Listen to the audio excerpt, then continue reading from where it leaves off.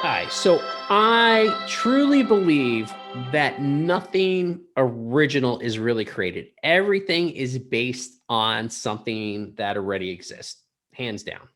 Well, it's funny you feel that way because Mark Twain feels the same way. Well, Mark Twain was a very smart man.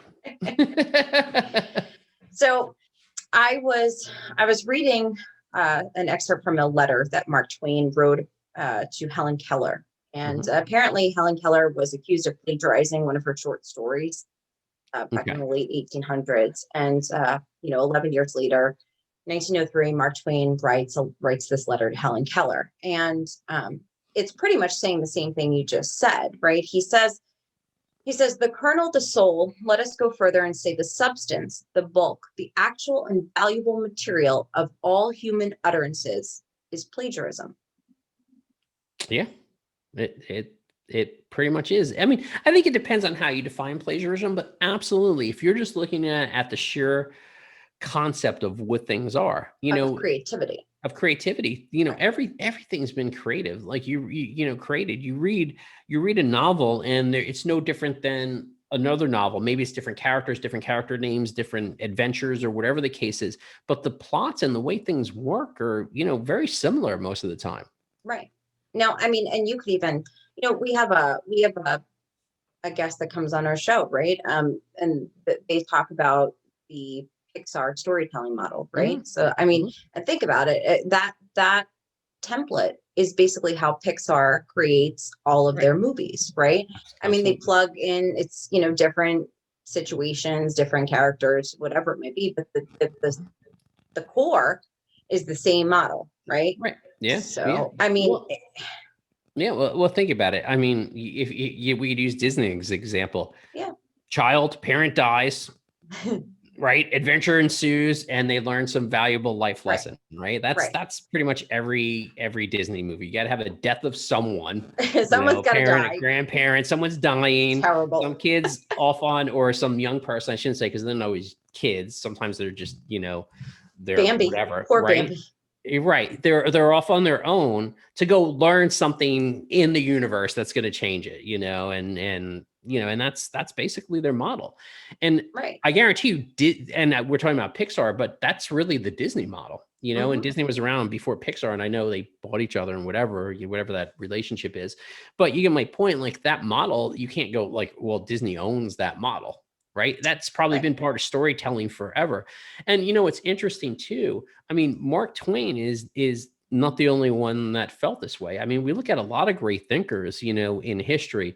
And, I'm a big fan of Mark Twain. And I'm a big fan of Socrates also. And Socrates said, employ your time in improving yourself by other men's writing, so that you shall come easily by what others have labored hard for. And what he was really saying is use other people's writings and what they've learned to build on. And I think that's what, you know, people start going, it's plagiarized, but no, you're building on other works and Right. Right. other. You're almost an idiot if you don't, right? That's what you're trying to Right. say. Like, don't be stupid because it's there. It's there for you to use. Now, for example, in this letter, Mark Twain points out also for substantially all ideas are secondhand, consciously or Hmm. unconsciously drawn from a Hmm. million outside sources. So you don't even realize Yeah. sometimes that you're drawing on something. So just because you think that your idea is totally unique,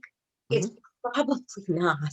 Well, yeah, absolutely. I mean, I you remember, like, what was it, like a year ago? We made that video, and I was talking about mermaids. Like a mermaid is just someone imagined a fish and a lady put Right. together, and Exactly. there you go, and you got a mermaid, right? And maybe that's subconscious, or they saw something that sort of looked like it in the world, and that's what they imagined, or they just had a dream, and their Hmm. brain put this together, where it's conscious or subconscious.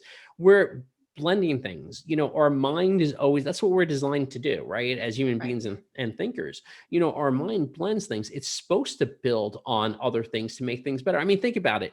Like if we said, okay, running water, I don't know, where, you got the aqueducts in Rome, right? And they had running water. Are we, is no one else is supposed to have running water because of the Romans, because Right. we were copying it or whatever the Right. case is.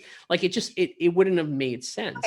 But look, there are some things that are going to be incredible. And, like the iPhone, right? The Mhm. iPhone is something new, but really what what what what happened there? You took a phone, you took a computer, and those things already existed, right? And you Mhm. kind of put them together, Right. and then you had iPhone. It's not like this brand new thing, Yeah, right? and it was just you're absolutely right. It was a blending of that because first you actually had, those personal assistants like these what were they, Yeah, PDAs, I think they were called, yeah. right? And then you had MP3 players, and then you had your cell phone, and you had all these devices, and it was just like, let's just slap it into one device and create this new device. Now, don't get me wrong, there were cutting edge things with like the way the touchscreen works in the app store and things like that. Right. But the concept, what you're talking about, having those three devices and actually going, okay, let's just put them in one. That's nothing, unique. It's actually just evolution of the thought process. Hmm. You know, I think even Steve Jobs, believes something along that nature, right? I mean, he even believes, creativity is just connecting things. Right. He believed that too. Right. It's about, and it's what makes it unique is probably the way that you perceive it, right? The way Mhm. that it comes out of your brain. These are things that exist, but they don't. But look, we're all unique individuals, right? I'm not going to say that everybody is unique in their own way, and everybody has their own. We can all look at the same thing Mhm. and see something completely different, and that's, I think, how you get the awesome innovation. Not because the Absolutely. thing that you're creating is so unique, it's Mhm. your spin on it, it's the way you Yeah. perceive it, right? Absolutely. I mean, I always use the example of I say the word dog, and some people, they think of like this brown furry dog they had as a Mhm. kid. Other people who don't like dogs may see, a dog growling or something vicious, right? Right.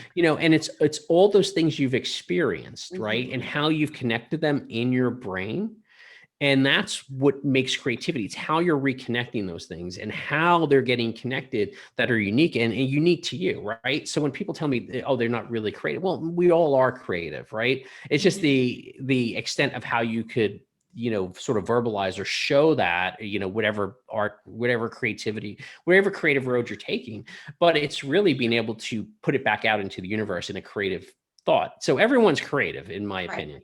And Right. it's just, and what's crazy is it's how far do you want to take it? So, we talked about that. Like some people see that, furry brown dog, they were a kid. Some people see it, you know, the tail wagging, or some people see that viciousness and all of a sudden now they're on to, okay, chain link fence, and their brain just processes it and it has all these nodes and synapses that are connected in this creative fashion that are related to each other. And it's just how are those things being processed? And so once you intake something, you see something, you learn something, it is part of your brain, it is part of you, and you're just now spewing it back out into the world in a new creative fashion.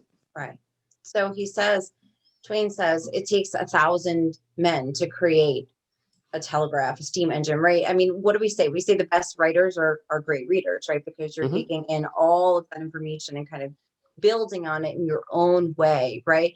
We hear a guy, do this great speech, and we call it his speech. He says, but really, some exceedingly small portion of it is his, right? Mhm. Just a small portion. All he did was add his spin. That's it. He took everything that he's learned. Any great speaker has taken everything he's learned from other people. You don't just get born knowing things.